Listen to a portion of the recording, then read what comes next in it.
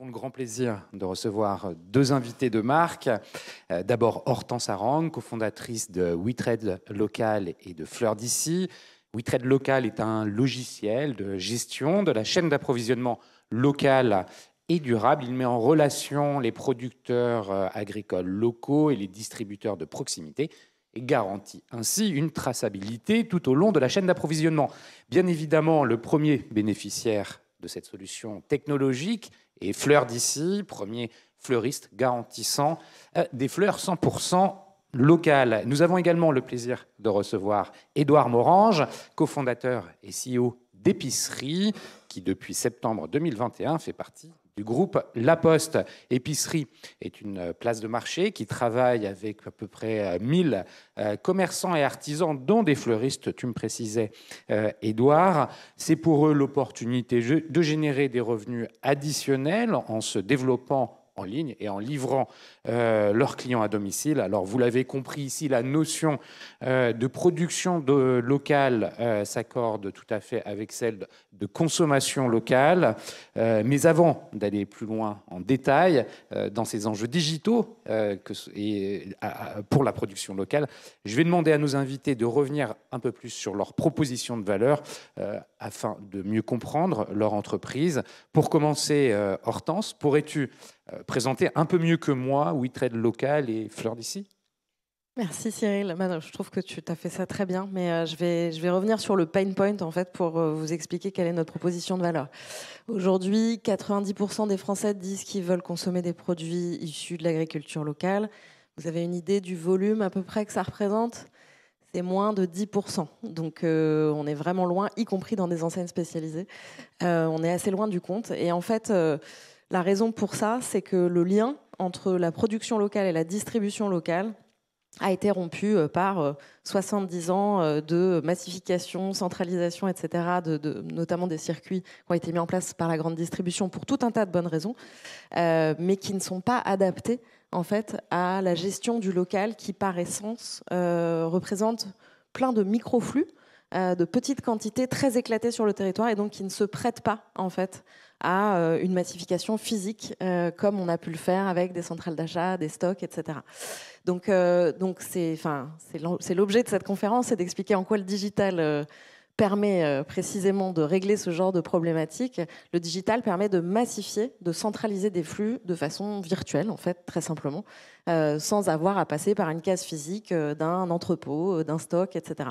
Et donc permet en fait de reconstruire des volumes qui permettent d'avoir une accessibilité pour tous sur tout un tas de produits frais, mais différemment en repensant en fait complètement la chaîne logistique et de la distribution. Bon, merci pour ces précisions. Effectivement, c'est cohérent puisque d'un côté, tu as la tech que tu développes et puis l'application de la tech avec Fleurs d'Issy. Ça légitime beaucoup ta prise de parole. À toi, Édouard, est-ce que tu peux nous en dire un peu plus sur Épicerie? Avec plaisir. Bonjour à tous. Donc, je suis Édouard Morange, cofondateur d'Épicerie. On s'est lancé en 2016 avec une vision claire. La tech, aujourd'hui, n'est plus une question subsidiaire. Tout le monde doit y aller. Et on a un tissu de petits commerçants locaux qui, eux, sont confrontés à une difficulté, c'est que individuellement, ils n'ont pas la possibilité d'investir dans les ressources, dans les technologies, dans les outils logistiques pour mettre en place tous ces outils dont on a parlé ce matin et qui deviennent de plus en plus communs. Et donc, on a créé en 2016 une place de marché qui regroupe effectivement aujourd'hui environ 1 millier de commerçants et d'artisans alimentaires parisiens. On est également présent dans quelques grandes villes en France et on a la vocation de se développer au niveau national. Et on leur apporte une solution clé en main qui leur permet non seulement d'avoir les outils, on parlait de ce site e-commerce que de plus en plus de commerçants mettent en place. On a aussi la problématique de la visibilité. Aujourd'hui, le site e-commerce sans une visibilité, un référencement sur Google, une présence sur les réseaux sociaux, c'est compliqué de le rentabiliser. Et puis, il y a la brique logistique, qui est un sujet effectivement très complexe pour des commerçants indépendants, qu'on apporte nativement pour que le commerçant, le boucher, le poissonnier ou le primeur qui reçoit une commande il est la préparation de la commande à effectuer avec tout son savoir-faire de transformation de produits, mais que la logistique soit opérée par des services professionnels. Donc on est partenaire de plusieurs sociétés de services de livraison, que ce soit à pied, à vélo ou en vélo cargo, pour assurer la livraison jusque chez le client final. Je te voyais intéressé par l'histoire de Hoop tout à l'heure, juste l'intervention d'avant. Ce qui est intéressant, c'est aussi chez Épicerie de comprendre qu'il y a une valeur ajoutée pour le consommateur qui va pouvoir, au travers d'un seul point, acheter chez différents commerçants et la collecte, la livraison est organisée entre les différents points de vente. C'est aussi ça qui fait que ça fonctionne bien. Exactement. C'est vraiment le concept de la place de marché physique, où vous allez retrouver effectivement tous vos commerçants de proximité, qui est décliné en digital. Et donc, on a la possibilité de se faire livrer pour ce soir les produits de son dîner, donc la viande, le poisson ou les fruits et légumes. Alors, la notion de production locale qu'on va associer à celle de consommation locale peut avoir une définition différente d'un business à un autre. Là, on parle du commerçant de quartier.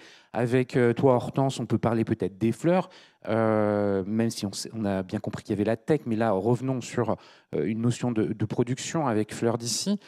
Comment toi, c'est quoi ta définition de production locale / consommation locale ?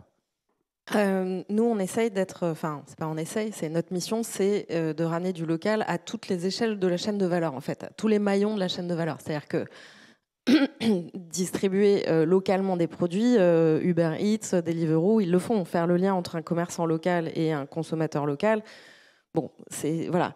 En revanche, faire en sorte que le commerçant local puisse lui-même s'approvisionner auprès de producteurs de proximité, ça c'est un sujet qui aujourd'hui n'est pas du tout adressé. En fait, on s'est beaucoup arrêté sur cette question de la logistique du dernier kilomètre. Nous, ce qui nous semble important, c'est cette logistique du premier kilomètre, celle qui fait le lien entre le producteur et le distributeur. Donc très concrètement, pour répondre à ta question sur les fleurs, nous, non seulement effectivement on articule le maillon aval, c'est-à-dire depuis chez le fleuriste à chez le client, avec le fait qu'on peut se faire livrer un bouquet de fleurs qui a été préparé par un artisan local, puisque nous on a deux missions, on est une entreprise à mission. La première, c'est le soutien au commerce de proximité, l'autre, c'est au service de l'agriculture locale.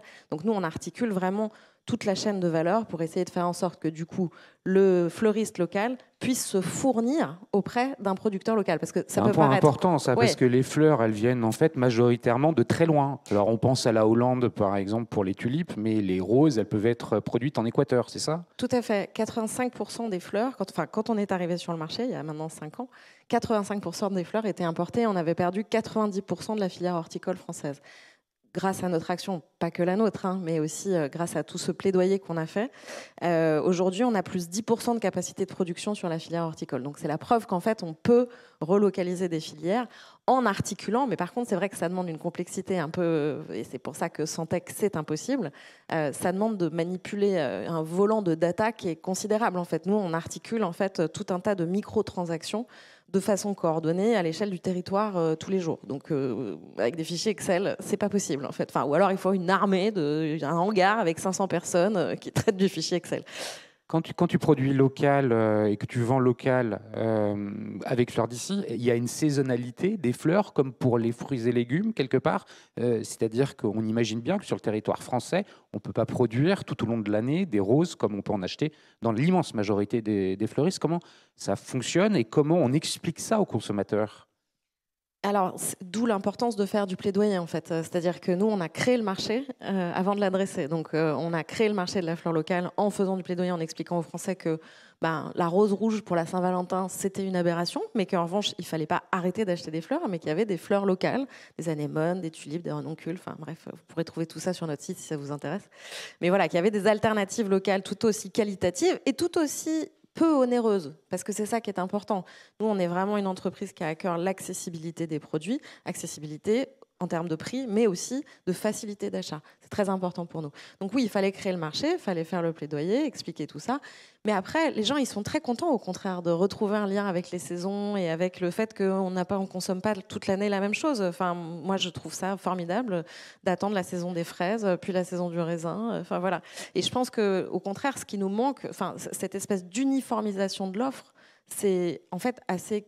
Enfin, je ne crois pas que les consommateurs veuillent ça. Je pense que c'est les distributeurs qui ont mis ça en place pour tout un tas de raisons logistiques, d'optimisation. Mais est-ce que c'est vraiment l'attente du consommateur? Je ne crois pas. Ouais, ça, c'est une vraie question. Pour revenir sur la production, comment tu as noué des partenariats avec des producteurs? Comment tu les as accompagnés finalement dans la mise en place d'une production nouvelle dont tu allais garantir, ou du moins il y avait une promesse de vente derrière? Alors, ça ressemble beaucoup à ce qui s'appelle des contrats de filière. Hein. C'est pas moi qui l'ai inventé, ça existe depuis assez longtemps. En fait, on s'est mis précisément sur une distribution, et c'est pour ça que on n'a pas été sur du B2C tout de suite. On a plutôt été sur du B2B. Donc, on a été servir des entreprises en fait sur lesquelles on vendait des bouquets de fleurs toutes les semaines. Vous voyez, les fleurs que vous avez à l'accueil, c'est des contrats pluriannuels avec un renouvellement hebdomadaire. Donc ça nous permettait de donner de la profondeur, de l'engagement et de la durée dans les contrats qu'on faisait avec les fleuristes qui eux-mêmes du coup pouvaient contractualiser avec les producteurs. Donc voilà, c'est sur la récurrence et la stabilité d'un marché qu'on peut reconstruire ce genre de filière. Bon, merci Hortense pour ces précisions sur ta notion de production ou de consommation locale. Édouard, je te pose la même question. Même si on comprend intrinsèquement le métier qui est le tien chez Épicerie, de servir les consommateurs locaux, est-ce que tu peux nous développer un peu plus la vision que tu as sur cette production locale, cette consommation locale et peut-être d'autres notions locales? Alors, bien sûr, le local, c'est assez intéressant, est devenu le premier repère du consommateur en termes de consommation alimentaire. C'est passé même devant le bio, qui a perdu ces derniers mois un peu de son sens dans l'esprit des consommateurs. Pour se rassurer, et je pense que la notion de confiance est extrêmement importante dans l'alimentaire, surtout après un certain nombre de crises ces dernières années, la proximité et le local sont devenus essentiels. Dans l'esprit du consommateur, la proximité et le local se sont un peu mélangés. Quand vous habitez Paris, c'est difficile de consommer local. Il y a peu de producteurs dans un rayon de 100 km de Paris et vous seriez condamné probablement à manger du chou, un peu de pommes de terre et des salades. Donc effectivement, 80% ou 90% de votre alimentation, elle est à minima nationale, voire internationale. Et je pense que le consommateur qui est un peu perdu devant une offre qui s'est complexifiée en termes de sourcing, en termes de labels, on voit bien que les labels se sont multipliés entre les labels bio, labels haute valeur environnementale, les Nutri-Score, etc. Finalement, a besoin de quelque chose de très simple et de très concret pour se rassurer. C'est la présence d'un être humain en qui il a confiance, parce que la confiance, c'est beaucoup basé sur la relation humaine. Et c'est son boucher, c'est son primeur, c'est son fromager avec qui il va pouvoir avoir cet échange qui vont lui apporter cette confiance. Donc nous, effectivement, on est dans la même démarche que Hortense, de sensibiliser le client à la consommation à la fois locale, puisqu'on a une grande partie, on a la chance d'être sur un territoire où on a à la fois de l'élevage, de l'agriculture, de la pêche, et que c'est important de soutenir ces filières et effectivement de respecter aussi les saisons, puisqu'on parlait des saisons dans les fleurs. C'est évidemment le cas sur les fruits et légumes, mais ça l'est également sur le fromage, sur la viande. Et cette diversité est à la fois bénéfique en termes économiques, mais également pour la santé des consommateurs. Et donc, c'est extrêmement important de le valoriser au travers de nos commerçants. J'ai une petite question pour toi. On parle beaucoup d'inflation, on en a parlé ici. Je pense que tous les jours, tout le monde est témoin de ces sujets, ces préoccupations. On entend dire de la part des grandes chaînes de distribution, pour ne pas les nommer comme Carrefour ou les réseaux Franprix, que la consommation locale dans leurs points de vente de proximité se porte pas trop mal, alors qu'on aurait pu être... Enfin, ça peut être interrogé sur certains aspects, les prix y étant plus élevés que dans un supermarché. Cependant, ce constat est porté par les professionnels de la distribution. Est-ce que c'est aussi quelque chose que toi, tu observes au travers d'épiceries?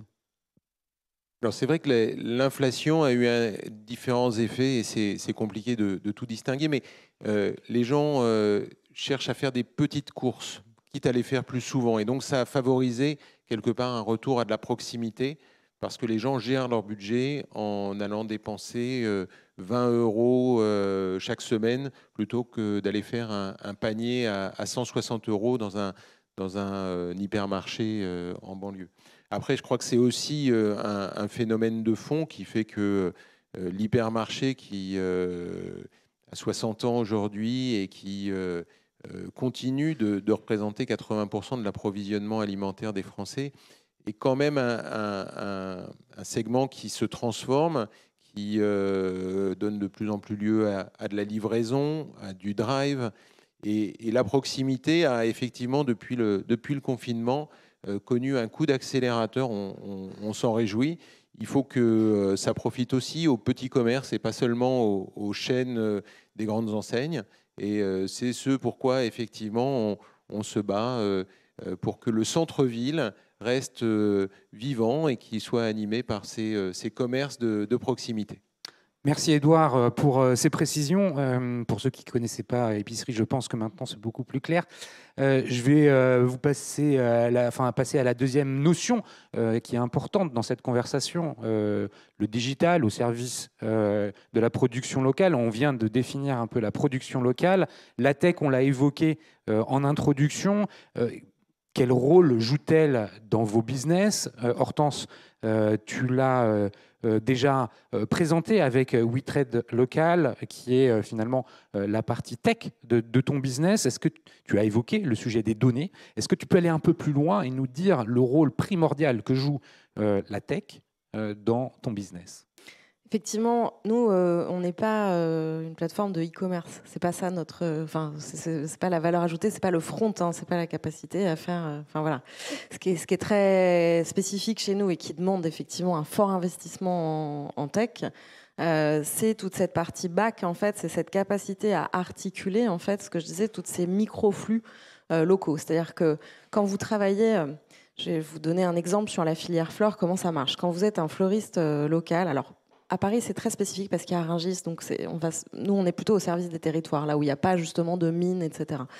Quand vous êtes un fleuriste à Mont-de-Marsan, admettons, jusqu'à ce que nous, on arrive sur le marché, la seule façon que vous aviez de vous fournir en fleurs, en matière brute, c'était de faire appel à un grossiste hollandais qui vient vous livrer, facilité de commande sur Internet, catalogue disponible à toute heure du jour et de la nuit, paiement, logistique, tout ça sur un seul et même endroit.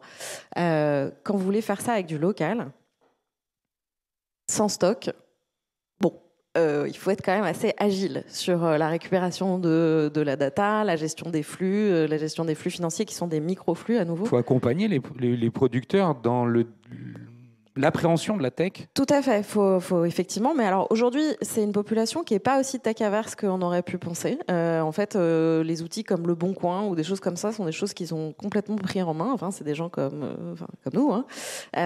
Et donc, effectivement, cette capacité à charger son catalogue et à le mettre à jour, c'est pas si compliqué que ça en fait. Mais c'est vrai que c'est quand même un pli à prendre.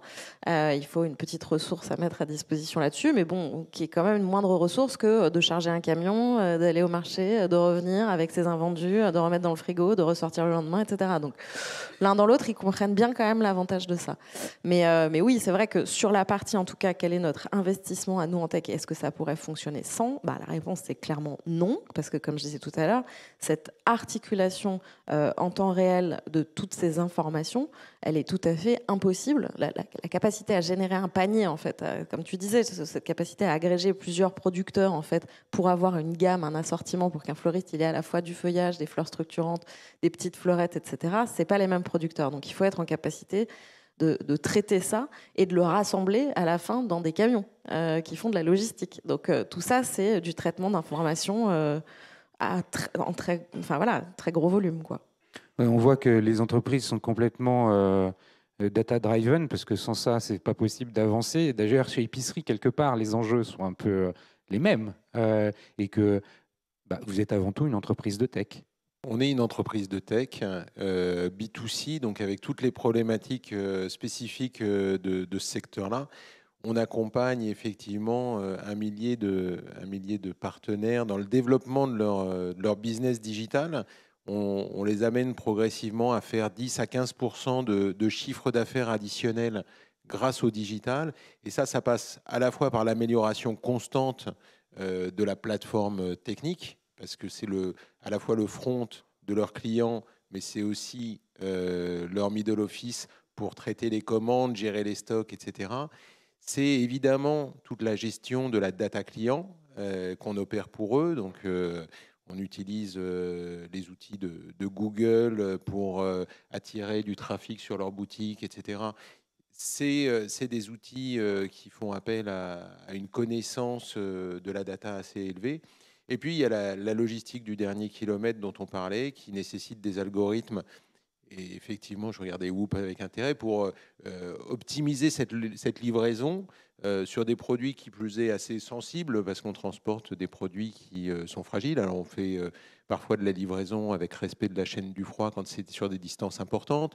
Sur des distances très courtes, on peut se permettre de faire du vélo parce qu'on fait des livraisons en moins de 15 minutes. Mais toute cette algorithmie autour de la livraison et de l'optimisation de la livraison au cœur de la ville, c'est des compétences qu'on a été obligé de développer en interne. On imagine volontiers qu'il y a une vraie complexité à aller chercher un beefsteak chez le boucher, des fleurs chez un fleuriste, et faire comme ça à différents commerces. Il y a aussi une notion de temps. Tu parlais de la fraîcheur, mais il faut organiser dans le temps. Il doit y avoir des slots à gérer.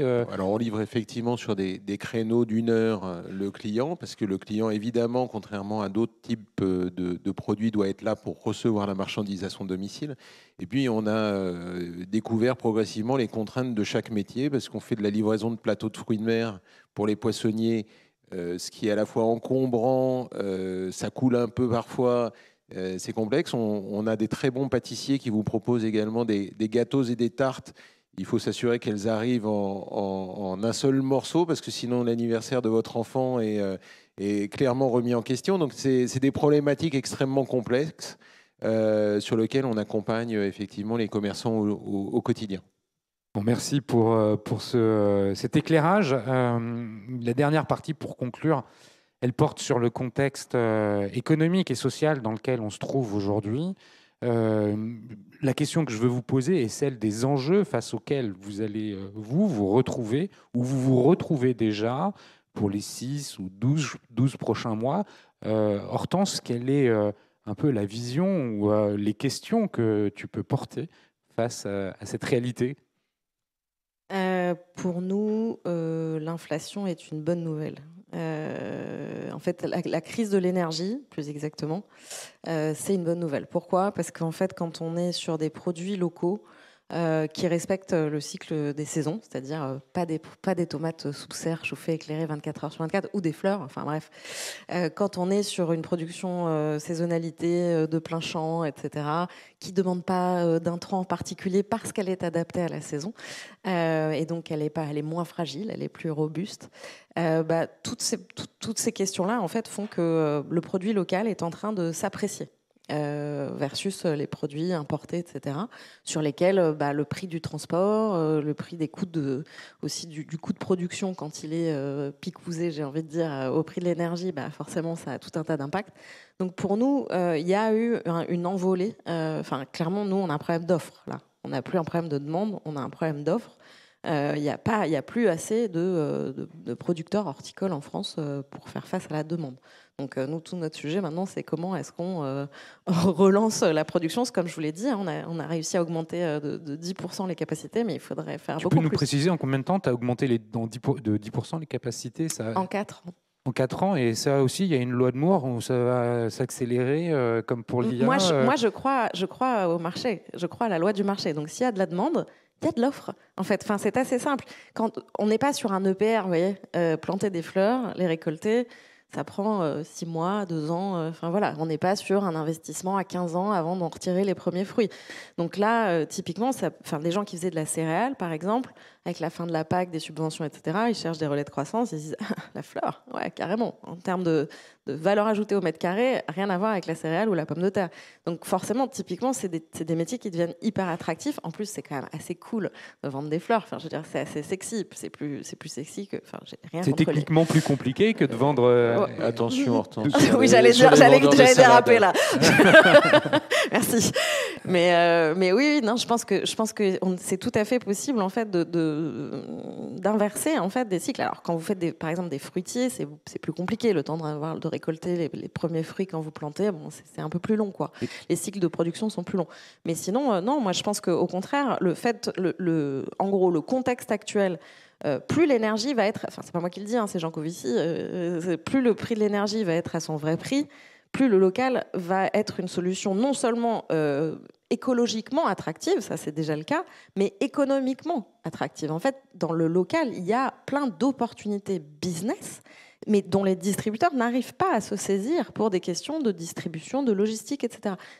C'est ça notre proposition de valeur. Bon, écoute, merci pour cette vision des challenges qui est plutôt positive. Moi, j'aime bien quand même me dire qu'il y a des opportunités devant nous. Pour toi, Édouard, comment tu vois les choses pour les 6 ou 12 prochains mois? Ouais, je rejoins Hortense sur le fait que l'inflation a changé un peu la donne et qu'aujourd'hui, les prix de vos artisans locaux ont augmenté de 5%, là où la grande distribution a augmenté ses prix d'environ 15 à 20%. Et du coup, la tranche de jambon que vous achetez chez votre charcutier est probablement moins chère que si vous l'achetez emballé dans du plastique dans une enseigne de la grande distribution en centre-ville.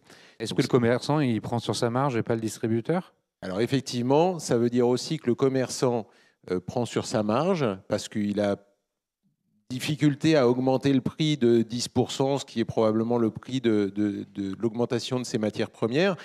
Il subit aussi l'augmentation du prix de l'énergie, des salaires, etc. Et là où effectivement je vois un risque, c'est que confronté à toutes ces difficultés, à des arbitrages de la part des consommateurs qui ils ont des dépenses contraintes, ils sont libres de choisir entre différents types de produits alimentaires, ils vont faire des arbitrages. On l'a vu sur le bio, clairement, qui a perdu 15% de volume ces 18 derniers mois. Les gens ont trouvé que c'était trop cher, ils se sont reportés sur du conventionnel ou du HVE.